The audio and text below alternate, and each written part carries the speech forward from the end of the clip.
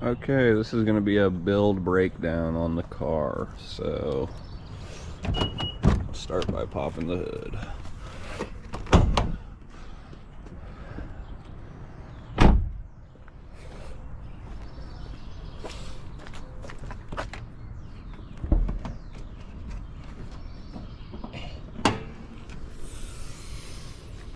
Okay, so start with the intake. That's a Takeda short ram intake, and then we got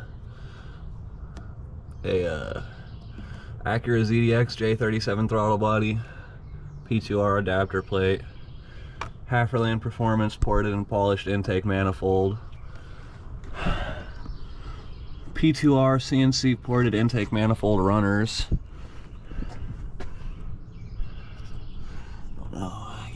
See that down there, but there's the crank pulley down there,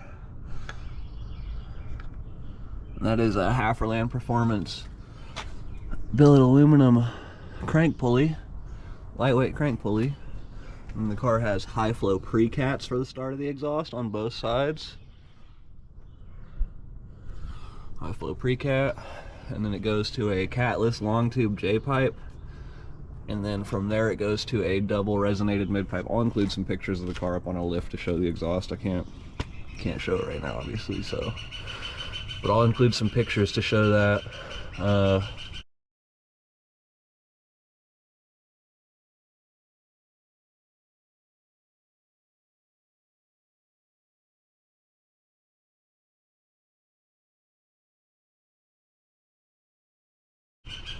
Yeah, so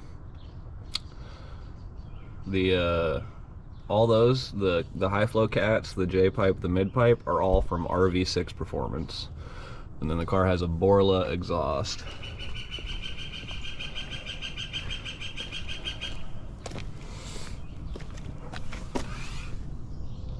Borla exhaust. And then obviously all the weight reduction. Trunk was the first thing we gutted. Took out the spare and the jack and the trunk floor and all the carpeting and stuff, and removed the sound deadening and this. Gutted this, and then boom, move into the cabin. Back seats are gutted, passenger seats removed. So, yep, this is what the interior is like now.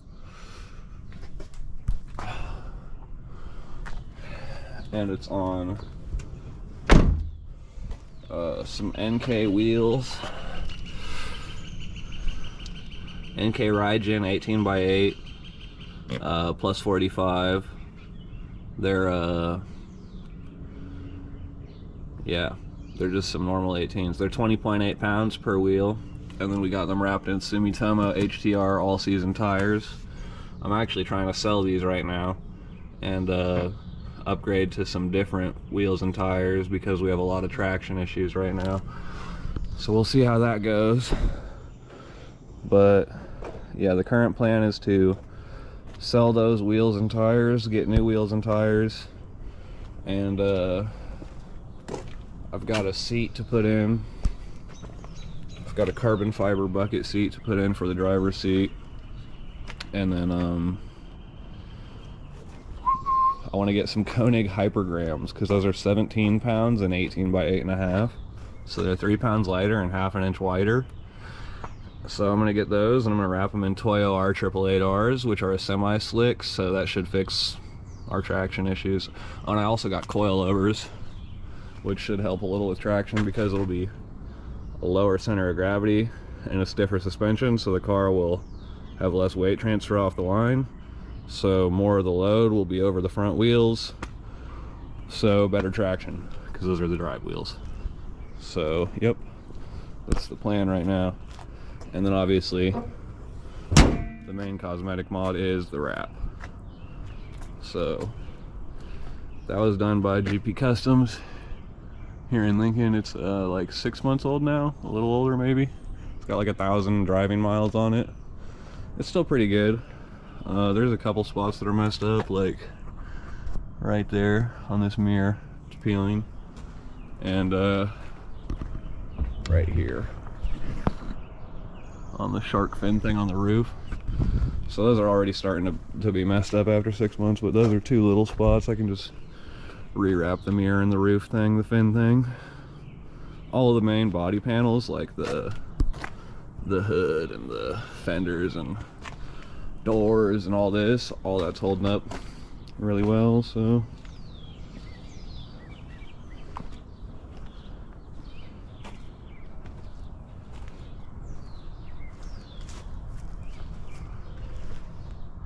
Yep.